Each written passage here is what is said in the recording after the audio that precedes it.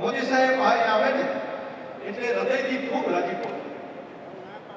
છેલ્લા 4-5 દિવસની બધા લોકો ગામડે ગામડે અલગ અલગ કાર્યક્રમ કરીને મોદી સાહેબને મળવા માટે ધંધની રહ્યા.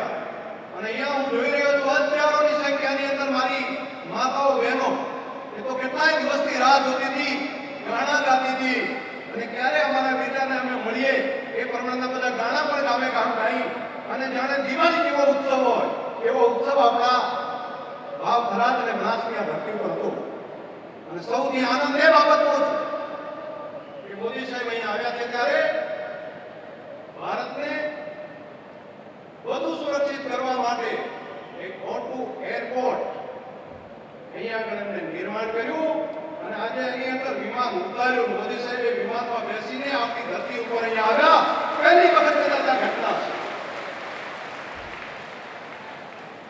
અને વિમાનમાં સુરક્ષાની દ્રષ્ટિથી આપણો દેશ, આપણો સરહદી વિસ્તાર વધારે મજબૂત થાય એ માટેનું તો કામ કર્યું, પણ સાથે સાથે બીજી એક ભેટ લઈને આવ્યા છે.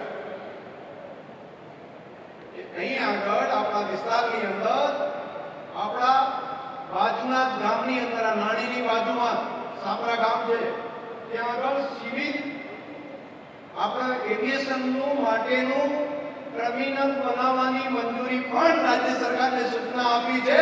એટલે અહીંથી બરોબર અહીં આપણે બહાર પણ જઈ શકીએ અને આપણું કામ પણ અહીંયા થઈ શકે તે પ્રમાણેનું કામ ભારત સરકારની ઉડાન સ્કીમ અંતર્ગત એ કામને આગળ વધારવાનું કામ પણ આપણા મોદી સાહેબે હાથ ઉપર લઈ લીધું છે. આ નાની ઘટના નથી.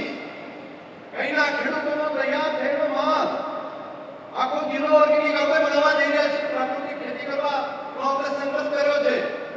અહીંથી તૈયાર થયેલી શાકભાજી, અહીંથી તૈયાર થયેલા ખેતીના પાકો, એ બટાકા હોય, દૂધની પ્રોડક્ટો હોય, એ અહીંયા દેશના બાકીના સ્થાનો પર પહોંચાડવા માટે, સમયસર પહોંચાડવા માટે અને અહીંથી બાકીના દેશના બીજા દેશો સુધી પહોંચાડવા માટે એક રોડ મેપ આપણા મોદી સાહેબે આવતી નવી પેઢી માટેનું ઉજ્જવળ ભવિષ્ય એમને સુનિશ્ચિત કરી દીધું છે.